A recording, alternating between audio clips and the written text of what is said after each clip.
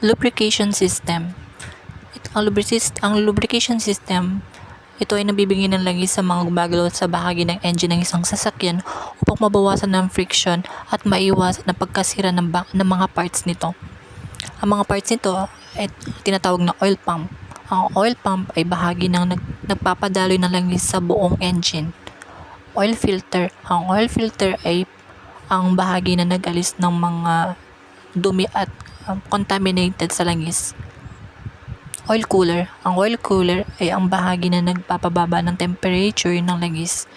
Oil pressure sensor. Ang oil pressure sensor ay bahagi rin na sumusukat sa pressure ng langis. Paano naman ito gumagana? Ang oil pump ay nagpapadaloy ng langis sa buong engine. Ang langis ay dumadaloy sa mga gumagalaw na bahagi tulad ng piston at crankshaft. Ang langis ay nagpapababa ng friction at nagpapahaba ng buhay ng mga bahagi nito. Ang oil filter ay nag-aalis ng mga dumi at contaminated sa langis.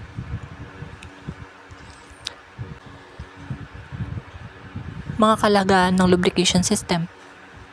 Ang lubrication system ay mga papalaga upang mabawasan ng friction at masira ng mga parts nito, maiwasan ang pag-overheat ng parts ng engine, mapahaba ang buhay din ng isang engine, at mapanatili ang magandang performance at efficiency ng engine.